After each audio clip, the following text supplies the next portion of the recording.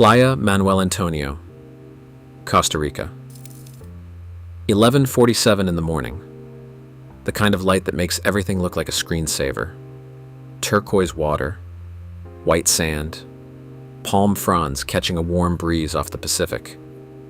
She's 21, she's on spring break, and she just finished her second zipline run of the day. Her heart is still going from the adrenaline. Her friends are laughing about something. She drops her towel on a lounge chair, walks down to the beach, and lies directly on the sand. Not on the towel, on the sand. Her lower back is warm. The sun is full on her skin. There are no stray dogs visible. No cats, no warning signs, no pamphlets in the zipline office about what lives in tropical beach sand. The beach looks pristine, raked clean. The kind of postcard beautiful that makes you feel like nothing bad could possibly happen here. She closes her eyes. She feels completely, totally fine. She will still feel completely fine in 3 weeks. Here is the central question, the one that will reframe everything you think you know about tropical beaches, what was already living in the sand beneath her at 11:47 a.m., and what happened in the exact minutes her warm skin touched it. The answer involves biology that is older than tourism, older than Costa Rica, older than the concept of spring break. And the most unsettling part isn't what it does to the body. It's how long it waits before you know it's there. 2 things to hold on to. First, she won't feel a single thing for 3 weeks. Not a twitch, not a tingle, not a warning. Second, whatever finds her in that sand isn't looking for her specifically. It doesn't know she's human. It's just following heat. The sand on tropical beaches looks like a simple thing. Crushed coral and silica, warm and dry on the surface, cooler and moister a few centimeters down. But in Central America, the Caribbean, Brazil, and across Southeast Asia, that sand is also a nursery. For the larvae of Ancylostoma braziliense, the hookworm that infects dogs and cats. Here's how the cycle works. Stray animals, Costa Rica alone, has an estimated 1.2 million stray dogs, according to the country's SENASA Veterinary Authority, defecate on beaches. Their feces contain hookworm eggs, which hatch in the warm, moist sand within 1 to 2 days. What emerges is a larva roughly 500 to 700 micrometers long, invisible to the naked eye, smaller than a grain of fine sand, and it has one biological imperative: find a warm-blooded host. The mechanism it uses is called thermotaxis. The larva is literally attracted to heat. It detects temperature gradients in the soil and migrates upward toward the warmth, and it can survive in sand for up to 4 weeks, waiting. When a human body, radiating 98.6 degrees Fahrenheit, lies down directly on that sand, the larvae in the top layer detect the heat source above them and begin moving toward it. Penetration through intact human skin takes minutes. The larva doesn't need a cut or an abrasion. It secretes enzymes that let it push through the outermost layer of the epidermis. It's in before you feel anything, because at that depth, there's nothing to feel. According to CDPDX data, cutaneous larva migrans is one of the most frequently diagnosed travel-acquired skin parasitic conditions in returning American travelers. Roughly 10% of all travel-related dermatological diagnoses. Costa Rica, the Dominican Republic, Brazil, all high incidence zones. The condition peaks between March and August, which maps almost perfectly onto spring break and summer vacation. The parasite has been following American tourists to tropical beaches for as long as American tourists have been lying on them. She had no idea. Most people don't. Now here is where the biology becomes something closer to horror. Ancylostoma braziliense evolved to infect dogs and cats. In the correct host, it follows a precise script.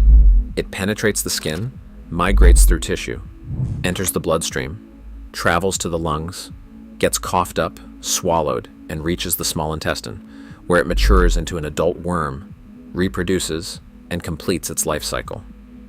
Efficient, purposeful, millions of years of evolutionary refinement. In human skin, none of that happens. Human skin is similar enough to a dog's that the larva can penetrate it. But the deeper tissue layers are different. The larva cannot break through the basement membrane, the boundary between the epidermis and the dermis beneath it. It is trapped in the outermost layer of skin with no biological pathway forward. It cannot reach the bloodstream. It cannot reach the lungs. It cannot reach the gut. It will never mature. It will never reproduce. So it does the only thing it can do. It keeps moving. The larva tunnels forward through the epidermis, following warmth and tissue gradients that, in a human, led nowhere. It advances a few millimeters per day, carving a microscopic tunnel through living skin, going in circles or curves, or long, wandering arcs, not because it's confused, but because it's executing a biological program in an environment that program was never designed for. It is a key in the wrong lock, turning and turning, finding no mechanism to open. It will keep moving until it exhausts itself and dies, which can take weeks or until it is killed. Behind it, the tunnel it carved becomes inflamed. The immune system recognizes the foreign intruder and responds. The skin above the tunnel raises and reddens. A track forms, and that track is the visible record of a lost organism's futile migration through the wrong body. She got back to college on a Sunday. Classes on Monday. Normal life resumed with the velocity of a college campus in late March. Midterms, social obligations, the specific exhaustion of being 21 and overscheduled. Costa Rica was a great trip. She had photos. She had stories about the zip lines. She had a slight tan that was already fading. Week 1 back, nothing. No symptoms, no itch. Week 2, a mild itch on her lower back, the kind that barely registers. She scratched it and forgot about it. Dry skin, maybe. She'd switched laundry detergents recently. Stress does weird things to skin. She didn't think about Costa Rica. Day 22. She's in the bathroom after a shower, and she twists to look at her lower back in the mirror. There's a raised red line, slightly serpentine, about an inch long. She assumes she scratched herself in her sleep. She puts a little hydrocortisone on it and goes to class. Day 23. The line is longer. She measures it against her finger. Definitely longer. Maybe a rash that's spreading. She puts more hydrocortisone on it. She makes a mental note to call the campus health center if it doesn't clear up. Day 24. It has moved. Not spread the way a rash spreads, diffused, expanding outward from a center. Moved. The leading edge has advanced. The tail end looks older, flatter, faded. The front edge is raised and red and fresh. She stares at it for a long time. Then she gets her phone and films it. Day 26. The track is now over 4 inches long, meandering across her lower back in a curved, irregular path. It itches intensely, worse at night, bad enough to wake her up. She shows her roommate, whose reaction is immediate and visceral. Within the hour, her entire dorm floor has gathered around her phone, watching the track that has visibly progressed between recordings. Clinically, this is textbook cutaneous larva migrans. The track advances 2 to 3 centimeters per day on average. The itching worsens at night because skin temperature rises slightly during sleep, which may increase larval activity. Scratching risks secondary bacterial infection, a documented complication that can turn a treatable parasitic condition into one requiring antibiotics on top of antiparasitic treatment. And the longer the larva is left untreated, the longer and more elaborate the track becomes. A winding, raised map of everywhere it has been. She books a dermatology appointment for the next morning. The dermatologist takes one look and knows exactly what she's looking at. No biopsy, no blood work. The track is what physicians call pathognomonic, a presentation so specific, so visually distinctive, that it is essentially the diagnosis itself. The serpentine, migratory, raised red line doesn't look like anything else. There is no differential to work through. The doctor has seen this before. She asks about travel. Costa Rica? Beach? Sand? Confirmation. Cutaneous larva migrans is one of the few conditions in medicine where the visual presentation alone closes the case. The doctor explains, with a calm that must have felt surreal to hear, that there is currently a living larva inside her skin. Moving. Right now, probably, as they sit in the examination room. It has been tunneling through her epidermis for the better part of a month. Treatment is straightforward. A single oral dose of ivermectin, 200 micrograms per kilogram of body weight. Alternatively, albendazole. Either drug reaches the skin tissue at concentrations sufficient to kill the larva within 1 to 2 days. The tract stops advancing. The inflammation resolves. The raised skin flattens over the following weeks, leaving a fading, scar-like mark that gradually disappears. She takes the pill in the office. By the next morning, the thing that has been living inside her for 3 weeks will be dead. The tract will stop moving. The itch that woke her up at night will begin to ease. The evidence of the migration will fade slowly, like a bruise working backward, until there's nothing left but the knowledge of what happened. What happened to her is not rare. That's the part that deserves to sit with you for a moment. A 2019 review in the Journal of Travel Medicine analyzed 25 years of CLM case data across Europe and North America, and found that roughly 73% of diagnosed cases were acquired at beach destinations in the Caribbean, Central America, or Brazil, with the Dominican Republic, Costa Rica, and the state of Bahia in Brazil accounting for the largest share. The incidence peaks between March and August, spring break, summer vacation, the exact windows when Americans are most likely to be lying on tropical beaches. Anywhere warm sand coexists with stray dogs and cats, the conditions for CLM exist. What does your experience with tropical beaches look like? Have you ever lain directly on the sand? No towel, no mat, at a beach destination like this? It's worth thinking about.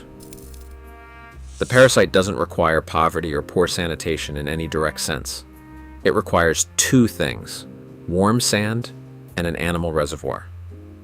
Both are present on some of the most expensive, most photographed, most visited beaches in the Western Hemisphere. Prevention is almost offensively simple. Use a beach towel.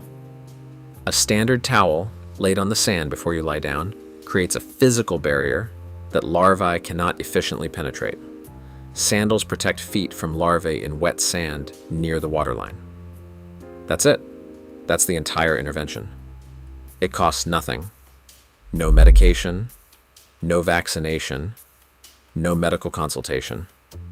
The knowledge costs nothing. And yet the majority of CLM patients, in one German travel clinic study, 84%, reported no prior awareness of the condition before diagnosis. No one mentioned it in the zipline office. No travel advisory flagged it. No one told her that lying directly on tropical sand without a barrier was a documented mechanism of parasitic infection. The gap between how preventable this is and how many people bring it home every spring isn't a gap in medicine. It's a gap in information. Think about how many people you know who've taken a similar trip. Costa Rica, Cancun, the Dominican Republic, any beach in the Caribbean. Did any of them know about this? Does knowing it now change how you'd approach a beach like that? Now go back to Playa Manuel Antonio. 11:47 in the morning.